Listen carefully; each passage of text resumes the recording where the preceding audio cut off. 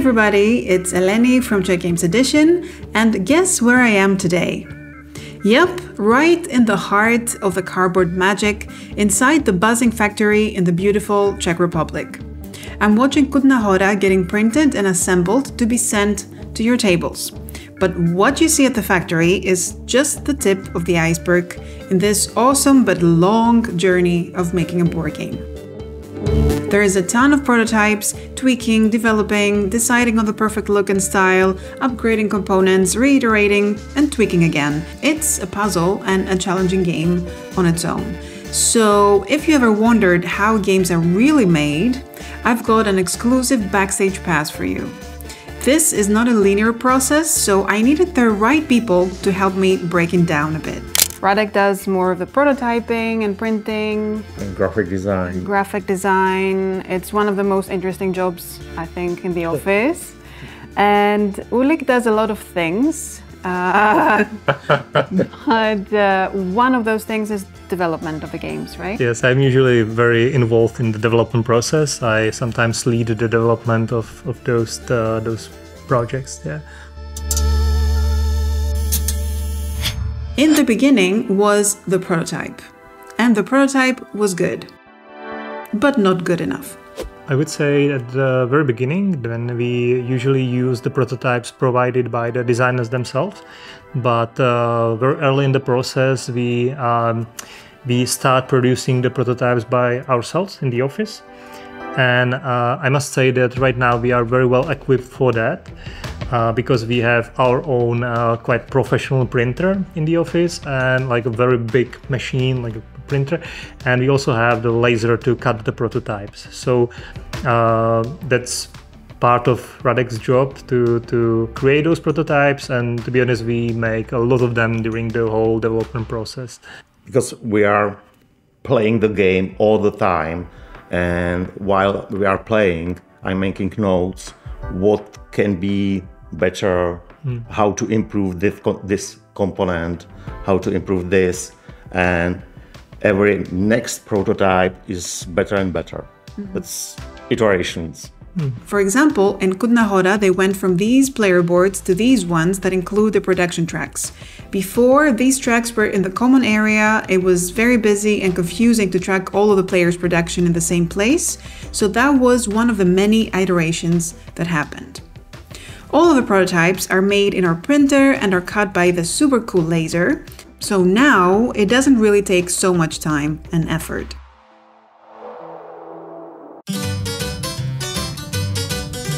When I started with CGE, then doing prototypes was a very difficult process because everything needed to be cut by scissors. And since we needed quite a lot of prototypes for various events, like the gaming events, then we even gathered several people in the office, and did this kind of a team building session when everyone was cutting pieces for several hours. And I remember it was very painful. My hands really hurt back then. And it took a lot of time. So I think now that we have the laser machine and Radek, it's much faster. Especially, I noticed it last year where we've been doing, we've done Deal with the Devil. It was crazy fast how we were able to iterate, and Radek just disappeared for, I don't know, 20 minutes, an hour, and we had a new screen because he made it better, because he saw that it's not working as he intended it to start. So it's great now. Also in the past it wasn't really possible to do star-shaped stuff, because you know how difficult is it to cut small star-shaped pieces out of just using scissors. So we had to just make simple shapes because they are easy to produce by hand. We just keep tweaking things non-stop, aiming to make the prototype as user-friendly as possible. At this point, we're also on the hunt for cool illustrators, and we're teaming up with a UI expert sketching out icons. This is also a good point to work on the illustration of the box cover, as well as the cards and player boards, and we might even have different artists for each. At the beginning of Kutna Hora, for example, we had a production circles. You cannot read the numbers on it because it's too complicated how to move the circles just one by one. So we need to invent another approach or invent another component how to make these circles more readable. So we did something like that, but it took a lot of space. Our smart colleague like Uhlík and Vítek invented that we can put cards into the game, and instead of this our production circles, we did a card stands, like cardboard computers. And when we invent this shape or this component, it very helped to read all the numbers, all the production numbers for all the players around the table. So from that you went to this. Yeah. Wow, big step. jump. It was very fun to do it. And actually, this wouldn't be possible without Radek, because Radek is very good in creating those kind of like complicated structures from cardboard. And it also wouldn't be possible like back then, like several years back, with, before we had the professional printer in the office and especially the laser, because back then everything was cut in with scissors. And it wouldn't be possible to even test if this concept works, because but right now it's very easy to cut it with laser. It's very precise. It's even more precise than the final product, to be honest. Sometimes when we do such a big change like this, like going from the wheels to those cardboard stands, it also affects the design of the game or the development of the game, because it allows us to look at things differently. And we were able to do some things that won't be possible with those wheels. Like, for example, those wheels would have a very static line of numbers. But over here, since you have a deck of cards, you can differentiate those numbers much more. So it's not only more usable, but it also gives you more design space to work with. Sometimes new ways of making components can help reduce the cost of the game, like for example the double-layer player boards. Gluing them in the factory is expensive, so if made like this and with a couple of stickers, players can easily put them together and have the same result but a less costly game. When the components in the game are pretty much close to final, the real puzzle begins. We need to start making the print sheets of the cardboard components, and that includes a lot of color tests to make sure we will have the results we want when it will eventually be sent to the factory. In Kutna Hora, the silver color that is very dominant, as it's the city of silver, was very challenging to do, as we had to add a fifth color to the standard 4-color printing and not go with the foil option, so that it's less costly and gives us exactly the gold and copper hues that we wanted. And to achieve this, we had to do many tests and color experiments. And for those print sheets, we take into account production limitations and box limitations. Everything must fit in the sheets, and these sheets will then be cut into smaller punch boards that need to fit into the box. And the amount of sheets and other components will determine the price of the game. We need to take it into account, the whole development process, and we're usually aiming for some price, but it means that we need to approach the production side of the game in a way that we will end on this price point, basically. So at some point we consult with Vítě, and ask him how much cardboard we can afford, or how many like plastic components we can use, or how large the box can be, and things like that. And as I say, it's very iterative, because especially the amount of cardboards or amount of cards is very important for us, because we try to use what's available for us. We try to use the whole sheet that's available.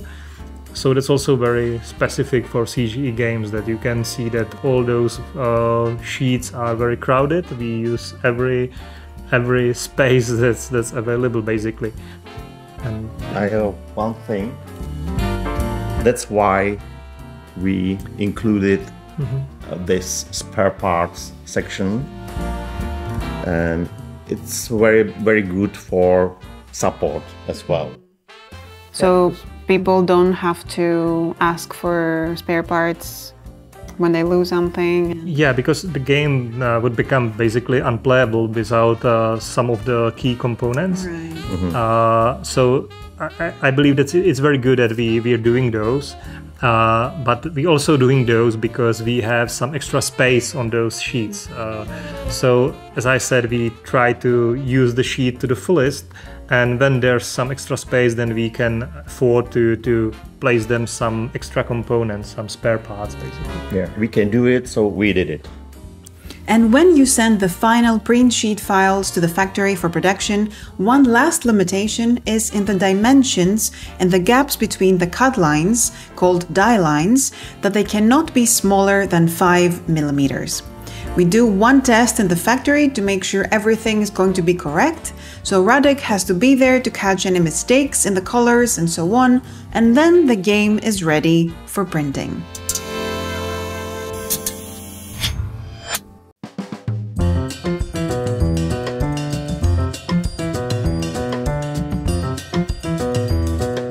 Once the files are sent to the factory, they are printed just on a sheet of paper, and that's then glued to cardboard. After 2 whole weeks, the cardboard sheets are dry, so the cutting can begin, making the punch boards.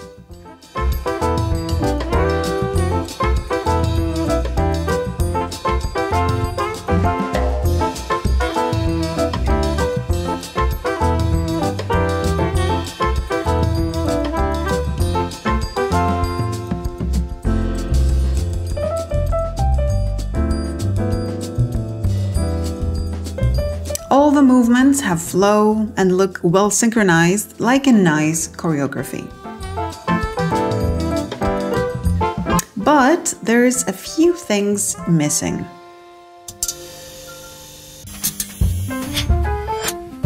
For us, or in our process, first we have to send all the files for cardboard.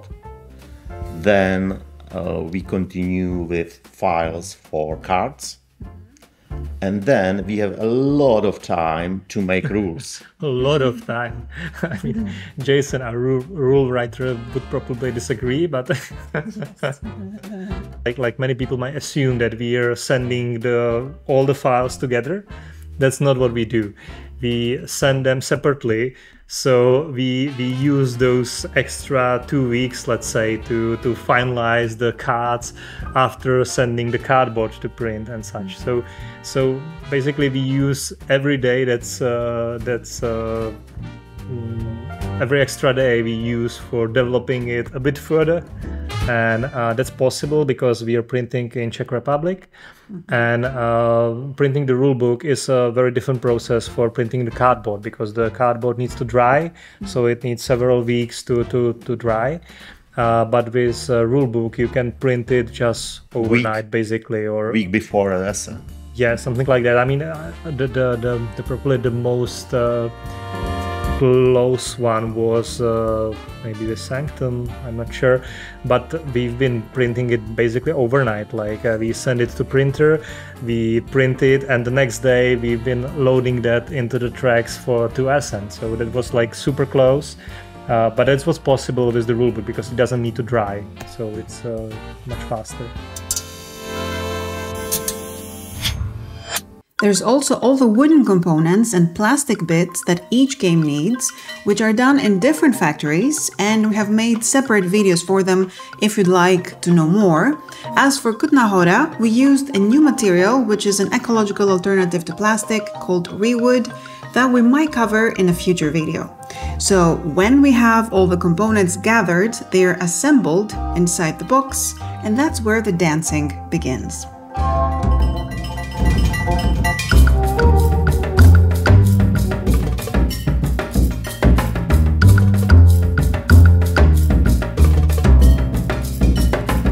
Then they pass through this machine to get a nice wrap around them that soon shrinks.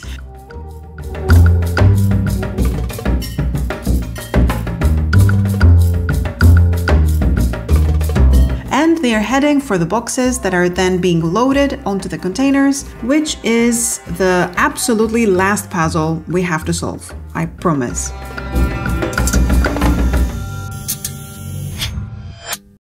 And we have a very popular word here, which is density. And this word started in Under Falling Skies game. And you can... I mean, Under Falling Skies is actually like the I would say the most dense game from CGE so far, if I'm correct. That means that the box is very heavy for how big it is, and this causes us some quite significant problems, because we are shipping the games from Czech Republic to US and to other countries. And when you do that, you have some limitations for the container, for the shipping, and those limitations are, one of the limitations is the size, or like the volume of those boxes, but there's also a weight limitation. So and especially with Under Falling Skies, we've been hitting these weight limitations. And usually for many publishers, I would say that the weight is not the limiting factor. The more limiting one is the volume. But especially like in recent years, the weight started to be quite limiting for us as well, because, for example, Kutna Hora is also a very heavy game. Like it weighs I don't know, 2.5 kilograms, something like that, which is quite a lot for this size of box.